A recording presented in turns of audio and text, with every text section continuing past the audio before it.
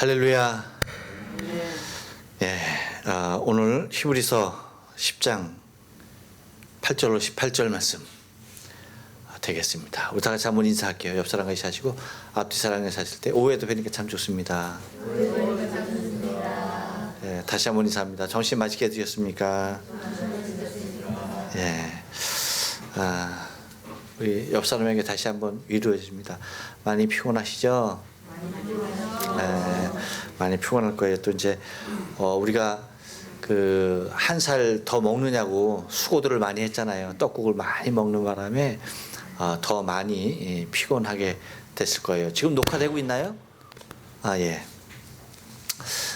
그럴 텐데 피곤하더라도 금방 마치니까 집에 돌아가셔서 편히 쉴 것을 여러분 좀 생각하시면서 그래요. 여러분 그 조선 시대를 그 배경으로 하는 영화나 드라마를 보셨습니까? 네, 조선 시대를 배경으로 하는 드라마나 영화 보면은 흔치 않게 나오는 대사가 있어요. 그것은 뭐냐면 그 시대가 어떤 시대예요? 절대 왕권의 시대잖아요, 그렇죠? 그래서 어떤 말을 하냐면 임금님이 짐이 곧 법이다 라는 말을 해요. 그게 뭔 얘기인지 알아요? 네? 짐이 법이다, 짐이. 그렇죠. 예. 내 말이 곧 법이다, 그 얘기예요. 왕 자체가 뭐다? 법이에요. 그래서 왕의 입에서 나오는 말은 무조건 뭐예요? 그 말이 참이고 진리고 그 말이 곧 힘이요 능력이에요. 그래서 짐이 곧 법이다 라고 말을 합니다. 그러면 임금님의 말 앞에서 반론을 할 수 있어요? 없어요? 왜 없을까? 하면은 뭐예요? 그렇죠. 내 목숨을 내놓는 것과 똑같은 거예요. 이놈을 갖다 베어라 하면 뭐 하는 거예요? 그대로 베는 거예요.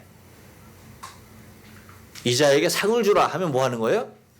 상이 그대로 가는 거예요.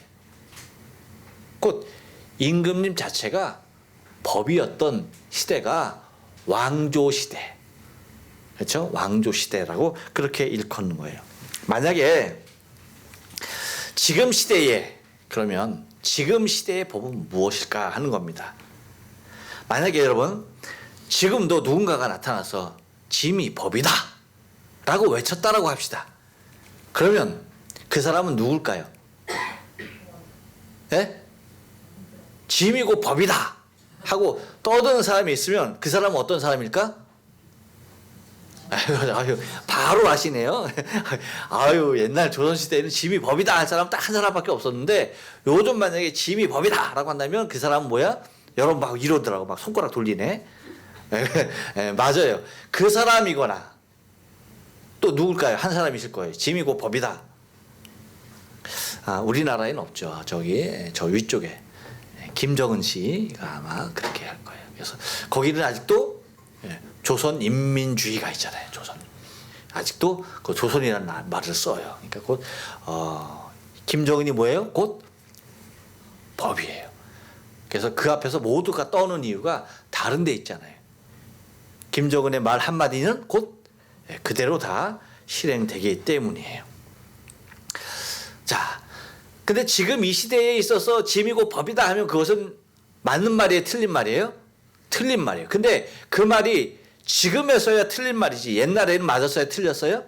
맞는 말이에요. 근데 시대가 바뀌면서 이제 짐이 곧 법이다 라고 하는 시대는 끝난 거죠. 지나간 거예요. 그러니까 더 이상 그 말은 과거에는 그 말이 곧 법이었고 그 말이 곧 힘이었고 능력이었지만 지금은 그 말이 효용이 있어요? 없어요? 없는 거죠. 없는 겁니다. 왜? 시대가 바뀌었기 때문이에요. 제가 왜 이 말씀을 드리냐면 오늘 오후 예배에 2부 예배에 드려지는 말씀이 곧 이것과도 똑같아요. 어떤 말씀이냐면 그 후에 말씀 9절에서 말하기 이제 그 8절에서 이제 우리가 8절부터 봤는데 8절에서 보면 위에 말씀하시길 제사와 예물과 전제로 번제함과 속죄제는 원치 아니하시고 기뻐하지도 아니하신다. 근데 이것이 과거부터 하나님께서 이렇게 하셨던 거예요? 아니죠. 하나님께서 이미 제정하신 거예요. 이것을 기쁨으로 받으셨어요. 왜? 이 제사를 이 법을 통해서 이러한 규례를 통해서 이러한 제사를 통해서 하나님이 누구를 만난 거예요? 백성과의 만남이거든요. 하나님 당신의 사랑하는 백성과 만나기 위하여서 무엇을 한 거예요? 이런 제사의 모습들을 허락하시면서 우리의 짐승의 피로서 우리의 죄를 속함으로 말미암아서 하나님과의 드디어 만남의 장이 열리는 거였잖아요. 그래서 과거에는 그렇게 했다는 겁니다. 근데 오늘 본문에서 말씀하시기 이제는 더 이상 뭐예요? 제사와 예물과 전체로 번제함과 속죄함도 원치 아니하신다. 기뻐하지도 아니하신다라고 얘기한 거예요. 이것은 다 뭐였기 때문에 율법을 따라 드렸던 것이기 때문에. 다시 말하면 지금은 이 율법의 시대다 율법의 시대가 아니다. 율법의 시대가 아니라는 거예요. 그 시대가 이미 뭐예요? 지났다는 거예요. 지났다는 거예요. 근데 율법의 시대가 지났음에도 불구하고 아직도 짐이 법이다 라고 했으면 그렇게 하고 있으면 된다 안 된다? 아니라는 얘기죠. 율법의 시대에는 짐이 곧 법이었어요. 그렇지만 지금의 시대에는 은혜의 시대에서는 더 이상 짐이 법이다라고 하면 안 되는 거예요. 왜? 모든 주권은 누구에게 있어요? 이제는 죄송해요. 제가 여러분을 헷갈리게 해서 이제 모든 주권은 이 민주주의 사회에 있어서 모든 주권은 누구에게 있어요? 국민에게 있기 때문에 짐이 법이다 할 수가 없어요. 대통령이 곧 내가 짐이 법이다라고 할 수 있어요? 없어요? 아니에요. 왜? 대통령을 누가 만들기 때문에? 국민이 만들기 때문에 대통령이 함부로 내가 곧 법이다라고 외칠 수가 없는 거예요. 그러니까 하나님께서 그것을 애초부터 기뻐하셨던 것이 아니라 기쁨으로 받으셔서 하나님과의 만남의 장소였고 하나님이 백성들을 만나는 모습이었어요. 근데 그 법은 뭐예요? 이제 예법이 되고야 말았다는 것입니다. 그래서 그 후에 9절에서 말하죠. 그 후에 말씀하시길 보소서라고 얘기합니다. 내가 하나님의 뜻을 행하러 왔나이다 하셨으니 내가 여기서 누구예요? 그리스도 예수죠. 예수님께서 누구의 뜻을 행하러 오셨다? 하나님의 뜻을 행하러 오셨다. 근데 그것이 뭐냐라고 할 때에 그 첫 걸음, 그 첫 것을 패하심은이라고 얘기하죠. 그 첫 것을 패하시면 내가 하나님의 뜻대로 뜻을 행하려 왔다. 근데 그 뜻이 무엇이냐라고 할 때에 첫 것은 패하고 뭐예요? 둘째 것을 세우기 위함이었다. 그러니까 첫 것은 뭐예요? 철저하게 율법에 의한 것, 곧 제사로 말미암아서 하나님께 나가게 했던 그러한 것들. 그렇지만 이것을 패하셨고 이것이 첫 번째 것이었고 이 첫 것을 패하셨고 둘째 것을 세우시기 위함이다. 근데 그 둘째 것이 어떻게 세워지느냐라고 할 때에 그것은 10절에서 얘기하고 있어요. 10절에서 뭐라고 얘기합니까? 이렇게 했죠. 이 뜻을 쫓아 예수 그리스도의 몸을 뭐예요? 단번에 드림으로 말미암아 우리가 거룩함을 얻었노라. 이것이 뭐예요? 곧 둘째 것을 세우신 거예요. 곧 그리스도의 몸으로서 둘째 것을 세웠다. 곧 단번에. 그래서 옛날에는 어떻게 했다? 제사를 갖다가 11절에서 얘기하죠. 제사장마다 매일 서서 섬기며 제사장마다 매일 서서 섬기며 그리고 하루에도 같은 제사를 어떻게 드렸다? 자주 같은 제사를 드렸다. 매번 서서 매번 같은 제사를 드렸다. 근데 뭐예요? 이 제사는 언제든지 뭐라고요? 죄를 없게 하지 못하였거니와. 이 얘기가 무슨 말이에요? 그 제사는 그 죄에 허락되어지는 부분, 그 죄에 관한 것만을 사함의 제사로서 하나님 앞에 드릴 수 있다는 거예요. 우리가 그러면 요건 한 번 죄 짓고 죄 져야 안 져요? 또 짓잖아요.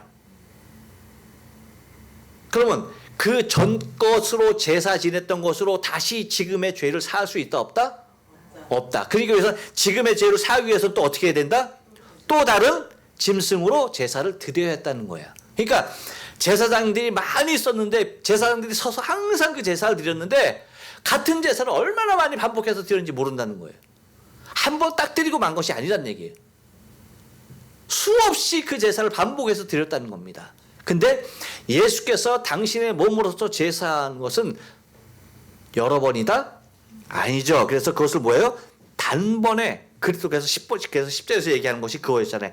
예수 그리스도의 몸을 단번에 들이심으로, 단 한 번 들이심으로 말미암아서 우리가 거룩함을 얻었노라라고 얘기하는 거예요. 그러니까 굉장히 위대한 거죠. 그렇죠?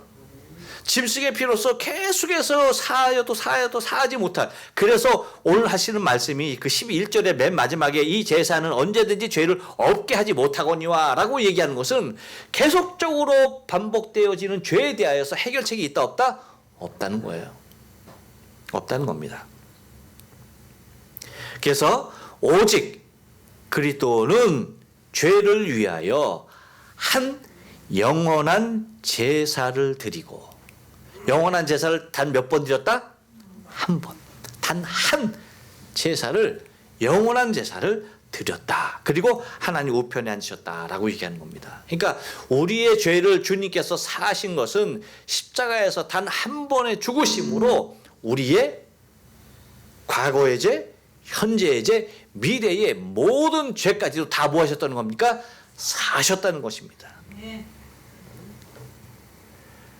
그리고 그 후에 원수들로 자기 발등상이 되게 하실 때까지, 이건 어느 때까지 얘기하는 거예요? 주님께서 이 땅에 오셔서 심판하실 때까지. 그렇죠? 심판하시기 바로 그 전 상황 그때까지를 뭐예요? 저가 한 제물로 거룩하게 된 자를 영원히 온전케 하셨느니라. 그러니까 지금 우리를 어떻게 했다는 거예요? 한 번에 당신의 몸을 들임으로 말미암아서 우리를 영원하게 온전케 하셨다는 것입니다. 이것이 많은 제물로서 된 것이 아니라 어떤 제물로? 예수가 한 제물로 거룩한 자들이라고 얘기해요. 한 제물로 거룩하게 된 자들을 영원히 온전케 하셨다라고 하는 것입니다. 근데 이것은 예수께서 당신의 몸을 들여서 우리의 죄와 허물을 사하신 것은 예수 그리스도만 증거하는 것이 아니라 누구까지도 증거한다? 그러니까 보니까 15절에서 성령이 우리에게 증거하시되라고 얘기합니다. 그래서 성령께서 우리 안에서 예수께서 우리의 죄와 허물을 당신의 육체로 단 한 번에 사하시고 우리를 온전케 하신 그 모습에 대하여서 성령이 어떻게 증거하느냐는 곧 15절 이하에서 얘기하고 있는 거예요. 그래서 15절 이하에 보면 16절에서 봐요. 주께서 가라사대 그날 후로는 저희와 세울 언약이 이것이라 하시고, 자 봐요. 내 법을 어디에다가? 저희 마음에 두고 그리고 저희 생각에 기록하리라. 그러니까 예수께서 행하신 그 엄청난 하나님의 그 사랑, 당신의 몸을 통해서 하나님의 그 사랑을 확증한 그 사랑, 우리를 구속하신, 우리의 죄를 속하신 그 하나님의 엄청난 그 사랑을 어디에다가? 우리의 마음에 두시고, 그리고 마음에 뿐 아니라 뭐예요? 우리의 생각에 기록하리라.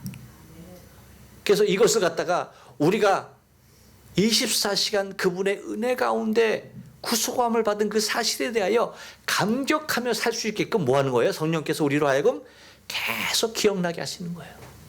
계속 생각나게 하시는 거야. 그러니까 여러분, 우리의 삶 속에서 성령께서 우리 안에 예수 그리스도에 대하여 증거하시는 것은 무엇이다? 예수가 너의 죄와 허물을 사하기 위해서 십자가에서 죽으셨다라고 하는 그 사실을 계속적으로 우리 안에 마음에 두시고 그 사랑을 마음에 두게 하시고 머리에 생각나게 하셔서 그 은혜를 따라 살아가게 하신다는 것입니다. 그럼에도 불구하고 우리가 연약함이 있어요, 없어요? 있죠. 연약함이 있는데, 그러면 그럼에도 불구하고 우리에게 연약함이 있는 건 어떡합니까? 라고 하는 겁니다. 근데 제가 아까 조금 전에도 얘기했죠. 우리의 과거의 죄 사했어요, 안 사했어요? 사했죠. 우리의 현재의 죄 사했어요, 안 사했어요? 사했죠. 우리의 미래의 죄 사했어요, 안 사했어요? 사했죠. 근데 우리는 연약함이 아직도 우리 육체 가운데 우리가 있는 한 우리의 연약함은 있어요, 없어요? 있어요. 우리가 죄 가운데 들어갈 수 있습니까? 없습니까? 있어요. 그러면 우리가 지금까지 지은 죄는 사하였다 하지만 그럼 앞으로 내가 지어야 할 그 죄도 사하였다는데 도대체 무엇을 근거로 하느냐라고 할 때 그 근거가 어디 있다는 것입니까? 무엇이 근거가 되는 거예요? 여기에 기가 막힌 놀라운 하나님의 사랑의 비밀이 있는 거예요. 뭐냐면 17절입니다. 또라고 얘기했잖아. 뭐라고요? 또. 그것뿐만 아니라 그 얘기예요. 무엇뿐만 아니란 얘기예요? 내 법을 저희의 마음 안에 두고 저희의 생각 안에 기록하리라. 이것뿐만 아니라 또 무엇까지도 저희의 죄와 저희 불법. 그러니까 이 저희의 죄와 저희 불법은 뭐예요? 우리가 앞으로 뭐예요? 예, 치울 수밖에 없는 육신의 연약한 가운데 있는 그것까지도 뭐라고요? 봐요. 불법을 내가 다시 기억지 아니하시라. 할렐루야. 아멘. 이거. 예수 그리스도의 피로써 우리가 죄와 허물이 사함 받았다라고 하는 것은 다른 것 아닙니다. 하나님께서 우리의 그것을 믿는 자들의 죄와 허물을 기억하시겠다 안 하시겠다? 안 하시겠다는 거야. 안 하시겠다는 거야. 그러니까 여러분 우리가 하나님의 낯을 배울 수 있는 것은 그러니까 우리가 의로워서가 절대 아니라니까. 내가 의로워서가 절대 아니에요. 그분이 나를 볼 때에 우리의 죄를 기억하신다 안 하신다? 안 하시는 거야. 그렇기 때문에 여러분 우리가 자유할 수가 있는 거야. 사람은 절대 그렇지 못합니다, 여러분. 뭔 얘기인지 아세요? 사람은요 죽을 때까지 기억해. 야, 지독해. 인간이 그래. 야, 한 번 실수한 걸 갖다가 죽을 때까지 끌고 끝까지 물고 늘어진다니까. 와, 지독하죠. 그래서 여러분 사람들 앞에서는 죄 얘기하면 돼야 안 돼요? 안 되는 이유가 거기 있는 거야. 마지막까지 색안경을 끼고 봐. 근데 주님께서는 뭐예요? 우리를 보실 때 기억지 아니하시는 거야. 기억하지 않는 거야. 정말 우리가 서로를 대할 때 서로의 허물에 대해서는 기억 상실증이 걸렸으면 좋겠어. 아멘. 어떻게 다른 건 다 잊어도 그건 아니냐 근데? 에? 어떻게 다른 거 그 은혜는 다 잊어. 그 사랑은 다 잊어. 근데 야, 그 사람의 죄는 마지막까지 기억하려고 그래. 어떻게 이렇게 달라도 하나님과 그렇게 달라. 하나님은 우리에게서 기억하지 않는 것은 우리가 하나님 앞에 한 사랑이 아니라 우리가 하나님 앞에 범한 죄에 대하여서 기억하지 않으신다는 거예요. 우리도 마찬가지여야 돼. 그래야지 우리가 하나님의 자녀로서의 삶을 살아갈 수가 있는 거예요. 아니, 하나님도 기억하시지 않는 죄와 허물을, 아니 하나님께서도 용서하신 그 죄와 허물을 왜 우리가 용서하지 못하고 있어요? 안 되죠. 하나님께서 하신 것에 대하여서 왜 우리는 끝까지 붙잡고 있어야 하느냐라고 하는 거예요. 그래서 하나님께서 우리의 죄와 허물을 기억하지 아니하심으로 말미암아서 우리가 비록 연약함에 있지만, 비록 부족한 가운데 있지만 하나님의 그 아름다운 사랑, 예수 그리스도의 그 구속함을 말미암아서 우리를 안아주시는 거예요.